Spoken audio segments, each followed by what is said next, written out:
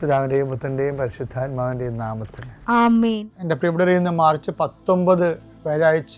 അമ്മേ പരിശുദ്ധ അമ്മേ, അമ്മേ പരിശുദ്ധമേ, ദൈവമാതാവേ, കൃപാസനത്തിലൂടെ ഞങ്ങൾക്കും ഞങ്ങളുടെ ദേശത്തിനും അമ്മ മധ്യസ്ഥം തേടി തന്ന എല്ലാ അനുഗ്രഹങ്ങൾക്കും കൃപകൾക്കും ഞങ്ങളിപ്പോൾ ഹൃദയം നിറഞ്ഞ നന്ദി പറയുന്നു. അമ്മേ പരിശുദ്ധമേ, ദൈവമാതാവേ, 2004 ഡിസംബർ 7 ഉച്ചകഴിഞ്ഞ് 2:30 കൃപാസനത്തിൽ സംഭവിച്ച അമ്മയുടെ പ്രത്യക്ഷപ്പെടലിനെ കുറിച്ച് തിരുസഭയ്ക്ക് സമർപ്പിച്ചിരിക്കുന്ന പഠനരേഖകളുടെ മേൽ സഭാത്മകമായ പഠനം ആരംഭിക്കുവാൻ ഞങ്ങൾ പ്രാർത്ഥിക്കുന്നു. അമ്മേ പരിശുദ്ധമേ, ഭൂസ്വർലോകങ്ങളുടെ രാജ്ഞിയായ അങ്ങേയ്ക്ക് ഭൗമസംരക്ഷണത്തിനായി പ്രപഞ്ചപ്രകൃതിയെ തന്നെ തിരുസഭ പ്രതിഷ്ഠിക്കുവാൻ ഈ പ്രത്യക്ഷീകരണം വഴി ഇടയാക്കണമേ. പരിശുദ്ധമേ, ജപമാല മാതാവേ, സകല കൃപാസനം പ്രാർത്ഥനയോടും ചേർത്ത് ഞങ്ങളിപ്പോൾ പ്രാർത്ഥിക്കുന്ന ഈ കുടുംബത്തിന്റെ പ്രത്യേക നിയോഗം പറ മക്കളെ.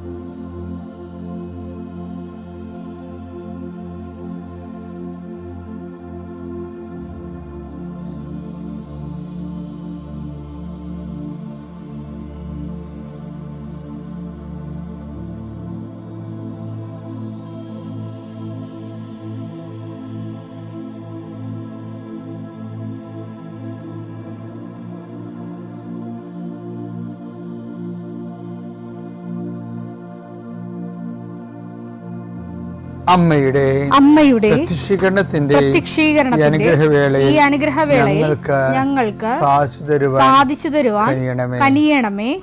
ആമേൻ. വിശ്വാസ പ്രമാണം. സർവശക്തനായ പിതാവും ആകാശത്തിന്റെയും ഭൂമിയുടെയും സൃഷ്ടാവുമായ ദൈവത്തിൽ ഞാൻ വിശ്വസിക്കുന്നു.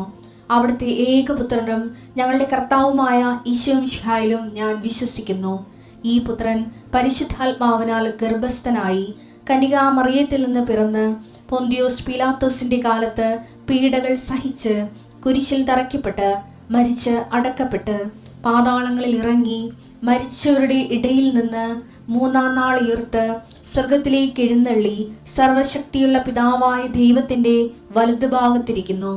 അവിടെ നിന്ന് ജീവിക്കുന്നവരെയും മരിച്ചവരെയും വിധിക്കുവാൻ വരുമെന്നും ഞാൻ വിശ്വസിക്കുന്നു. പരിശുദ്ധാത്മാവിലും ഞാൻ വിശ്വസിക്കുന്നു. വിശുദ്ധ കത്തോലിക്കാ സഭയിലും പുണ്യവാന്മാരുടെ ഐക്യത്തിലും പാപങ്ങളുടെ മോചനത്തിലും ശരീരത്തിന്റെ ഉയർപ്പിലും നിത്യമായ ജീവിതത്തിലും ഞാൻ വിശ്വസിക്കുന്നു. ആമേൻ.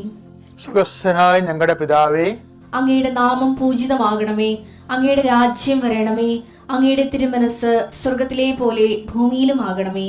അന്നു വേണ്ടുന്ന ആഹാരം ഇന്ന് ഞങ്ങൾക്ക് തരണമേ. ഞങ്ങളോട് തെറ്റ് ചെയ്യുന്നവരോട് ഞങ്ങൾ ക്ഷമിക്കുന്നത് പോലെ ഞങ്ങളുടെ തെറ്റുകൾ ഞങ്ങളോടും ക്ഷമിക്കണമേ.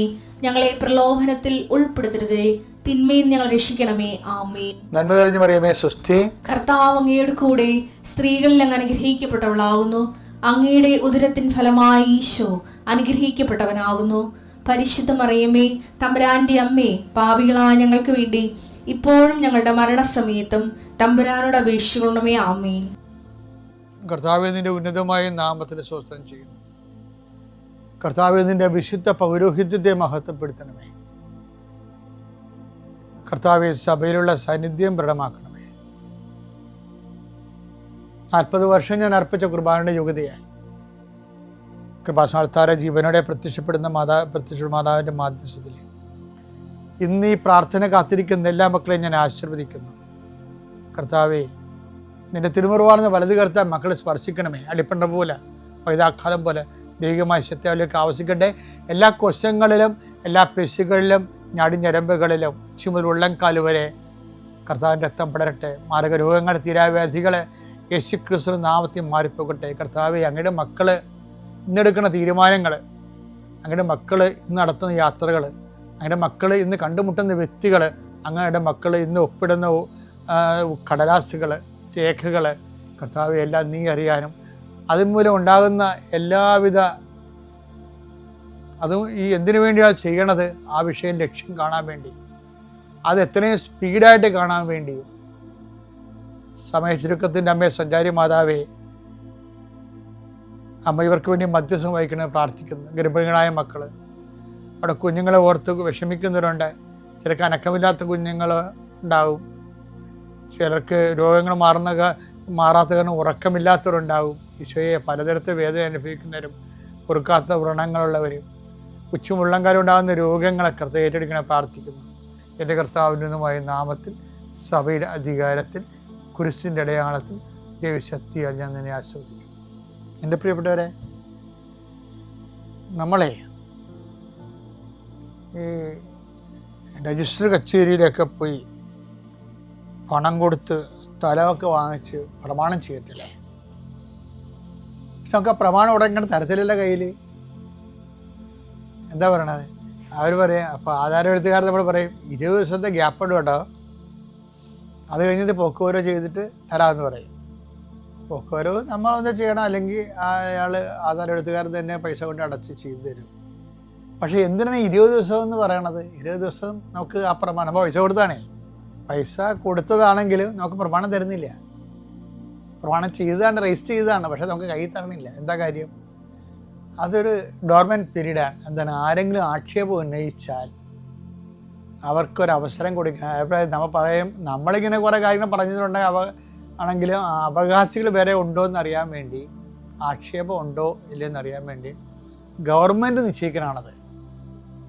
അപ്പോൾ അത് നിസ്സാര കാര്യമല്ല. ഈ ആക്ഷേപം ഉന്നയിക്കപ്പെട്ടാലാ നമുക്ക് ടാക്സ് അടക്കാൻ പറ്റത്തില്ല. ആക്ഷേപം റെക്ടിഫൈ ചെയ്യേണ്ടി വരും.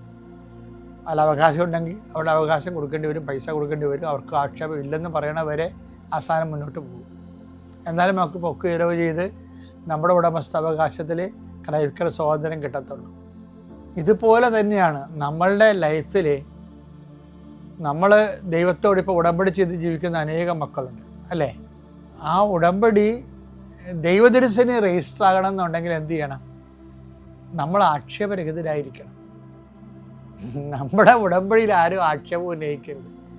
ഏറ്റവും ശ്രദ്ധിക്കേണ്ട വീട്ടുകാരൻ. കാര്യം നമ്മളെന്ത് ആരാണെന്ന് പറഞ്ഞാലും വീട്ടുകാർക്കറിയാം നമ്മൾ ആരാണെന്ന്. പുറമേ നമ്മൾ എന്ത് കാണിച്ചാലും വീട്ടുകാർക്കറിയാം നമ്മൾ യഥാർത്ഥത്തിൽ എന്ത് പുള്ളിയാണെന്ന്.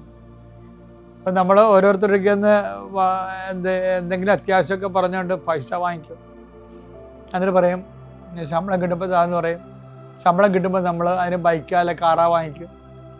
അപ്പോൾ അവരുടെ മക്കൾക്ക് അഡ്മിഷൻ കിട്ടാതെ, നമ്മൾ പൈസ വാങ്ങിച്ച കക്ഷികൾക്ക് മക്കൾക്ക് അഡ്മിഷൻ കിട്ടാതെ അവർ വീട്ടിൽ നിന്ന് വലയും. അപ്പോൾ ഇത് ആക്ഷേപമാണ് ശരിക്കും. എന്താ കാര്യം? നീ അവരോട് പറഞ്ഞത് വഞ്ചന കാണിച്ചു എന്നുള്ളത് ആക്ഷേപം. അപ്പോൾ എന്ത് പറ്റും? നിൻ്റെ ഉടമ്പടി രജിസ്റ്റർ ആകത്തില്ല. ഇനി ഉടമ്പടി എടുത്തില്ലെങ്കിലും എന്താ പറയുക, നിൻ്റെ പ്രാർത്ഥനകളൊന്നും രജിസ്റ്റർ ആകത്തില്ല. ഉടമ്പടി എടുത്താൽ അപ്പോൾ നിങ്ങളവർക്ക് ആക്ഷേപം ഉന്നയിച്ച ഉടമ്പടി എടുത്താലേ പ്രശ്നമാണ്. അങ്ങനെയല്ല. പ്രാർത്ഥനാ ജീവിതത്തിൽ നീ ഉടമ്പടി എടുക്കണില്ലെന്ന് വിചാരിച്ചോ, പ്രാർത്ഥനാ ജീവിതത്തിൽ നിൻ്റെ പ്രാർത്ഥന സ്വീകരിക്കപ്പെടത്തില്ല. എന്താ കാര്യം? അതിനുള്ള ആക്ഷേപമുണ്ട്. അതാണ് റോമ 4:8 പറയണത്. കർത്താവ് കുറ്റം ചുമത്താത്തവൻ ഭാഗ്യവാൻ. കർത്താവ് കുറ്റം ചുമത്താത്തവൻ ഭാഗ്യവാൻ. ഏറ്റവും നല്ലത് ആക്ഷേപരഹിതമായത് ഇത് വീട്ടുകാരനേക്കാൾ പ്രശ്നമാണ് കർത്താവ്. നമ്മൾ എത്ര വലിയ പൊന്നും കൂടമാണെന്ന് പറഞ്ഞാലും കർത്താവ് നിന്നോട് കുറ്റമില്ലാത്തവനാണെന്ന് പറയുന്നിടത്ത് വരെ നമ്മുടെ പ്രാർത്ഥനകൾ അതിൻ്റെ മറുപടി പമ്മാൻ സാധ്യതയുണ്ട്. പല ആൾക്കാരുടെയും പ്രാർത്ഥനകൾ പമ്മുമ്പോഴേ നമ്മളെപ്പോഴും ഓർക്കേണ്ട, ഉത്തരം കിട്ടാതെ താമസിക്കുമ്പോഴും പ്രാർത്ഥിക്കാൻ പറ്റാത്തപ്പോഴും ഒക്കെ ആധ്യാത്മിക വരൾച്ച തോന്നുമ്പോഴൊക്കെ ഓർക്കണം, നമ്മുടെ മേലെ ആക്ഷേപം ഉണ്ടോ എന്ന് നോക്കണം. മുൻപുകാലത്തെ ഏറ്റവും വലിയൊരു നടപടിക്രമമാണ് ദൈവം നമ്മുടെ മേലെ ആക്ഷേപം ഉന്നയിക്കാതിരിക്കാനുള്ള മാർഗത്തിലേക്ക് നമ്മൾ ആത്മാവിനെ പരിവർത്തനം ചെയ്യേണ്ടതാണ്. പിതാവിൻ്റെയും പുത്രൻ്റെയും പരിശുദ്ധാത്മാവിൻ്റെ നാമത്തിൽ.